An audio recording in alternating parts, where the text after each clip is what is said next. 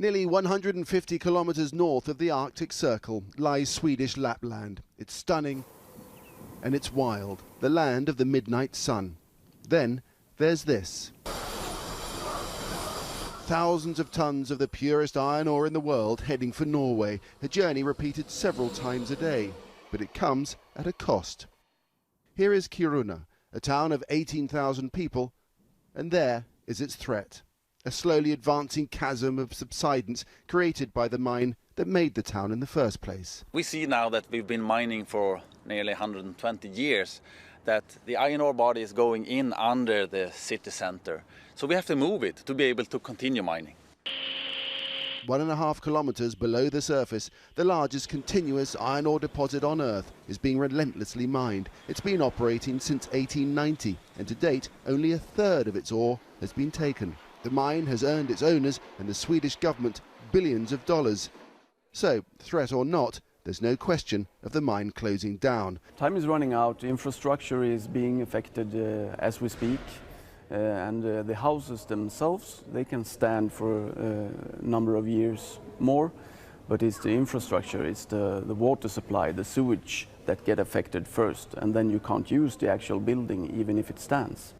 The process of relocation has already begun, and the first phase should be complete in less than 20 years. The old town centre will be torn down and moved 3 kilometres to where the new town hall is already under construction. So the advancing line of subsidence that's slowly approaching the town is just over the road there.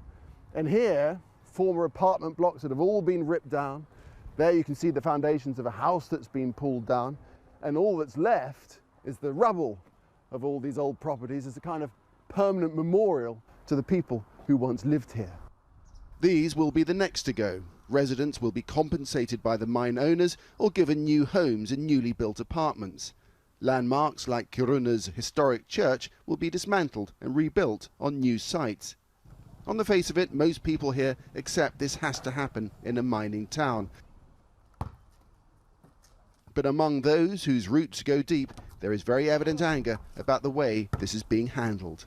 It's an important part of life to have your roots, and I think this kind of process would not be acceptable anywhere else. If you try to do this in Stockholm, for example, tell people that they have to move from their house 5 years from now, I mean, there will be an uproar.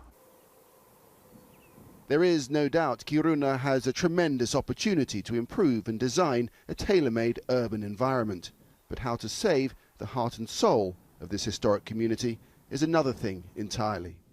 Nick Clark, Al Jazeera, Kiruna, Sweden.